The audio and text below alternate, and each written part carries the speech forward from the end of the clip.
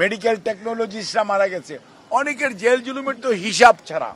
কাজেই এই যে এবং সেই লক্ষ্যে আমাদের পেশাজীবীদের অবদান সঠিকভাবে উপস্থাপন করা আমাদের মনে হয় যে এখন আমাদের নৈতিক দায়িত্ব হয়ে গেছে। কারণ আমরা দেখতে পাচ্ছি অনেকেই সেই আন্দোলনকে কুক্ষিগত করার চেষ্টা করছে এবং নিজেদের এটা এক ধরনের অর্জন বলে চালানোর চেষ্টা করছে। এটি জাতির অর্জন, এটি সবার সম্মিলিত অর্জন।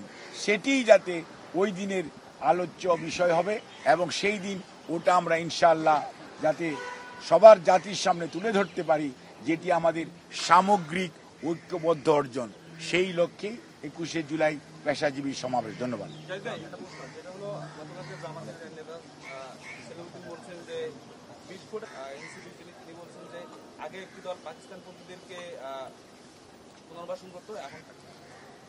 আমি না ওনাদের প্রশ্নের সরাসরি কোনো উত্তর দিতে চাই না, কারণ বুঝে করে এবং তাদের জ্ঞানের সীমাবদ্ধতা নিয়ে আমার প্রশ্ন আছে। তাদের রাজনৈতিক আপনার অভিজ্ঞতা এগুলো নিয়ে অনেক কথা বলা যায়। জনগণ সিদ্ধান্ত নিবে কে কাকে লাল কার্ড আর সবুজ কার্ড সাদা কার্ড দেখাবে। এইটি ওই কে বলল তার কথায় বাংলাদেশ জাতীয়তাবাদী দলের আদৌ সমালোচনা করার কোনো আলোচনা করার প্রয়োজন আমরা অনুভব করি না। আর যারা বলে পুনর্বাসন করে, ঝালকাঠির ঘটনা পত্রিকায় দেখলাম, কিছুক্ষণ আগে পড়ে এসছি, ওখানে লেখা আছে কারা পুনর্বাসন করে আর কারা করে না। ধন্যবাদ।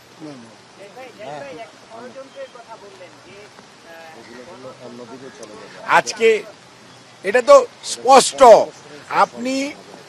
আপনি খুবই স্পষ্ট কথা যদি বলতে হয়।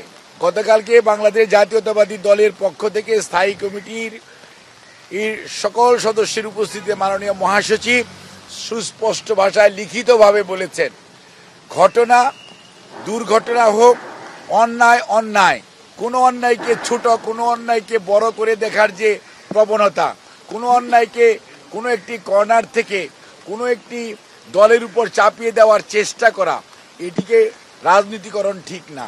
অন্যায়কে মনে রাখতে হবে অলওয়েজ ব্যাড, এবং অন্যায়ের পক্ষে কোনো মানুষ, সচেতন মানুষ, রাজনৈতিক কর্মী থাকতে পারে এটা আমরা বিশ্বাস করি না।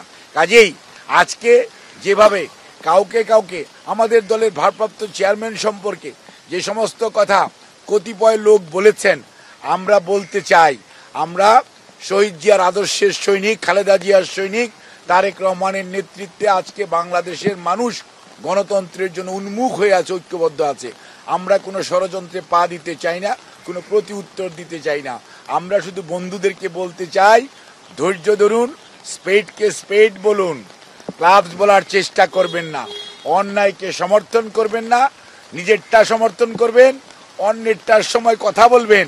অন্যায়কে বিএনপি কোনোদিন প্রশ্রয় দেয় না, সমর্থন দেয় না। বিএনপি অন্যায়কারীর বিচার চায়, দেশের প্রচলিত আইন অনুযায়ী। মব সন্ত্রাস বিএনপি চায় না। ধন্যবাদ। এটা আপনাকে বলতে হবে কেন? দেশে আইন শৃঙ্খলা রক্ষা বাহিনী, আইন শৃঙ্খলার অবনতি ঘটানো যায়, তাহলে নিশ্চয়ই কোনো না কোনো কর্নারের লাভ হওয়ার সম্ভাবনা আছে। তবে আমরা খুবই আশাবাদী, ইনশাআল্লাহ প্রধান উপদেষ্টা সহ অন্তর্বর্তীকালীন সরকার, নির্বাচন কমিশন যেভাবে এগিয়ে যাচ্ছে, আমরা আশা রাখতে চাই ইনশাআল্লাহ ফেব্রুয়ারির মধ্যভাগের মধ্যে নির্বাচনের যে কমিটমেন্ট ওনারা করেছেন সেটি ওনারা ফুলফিল করবেন।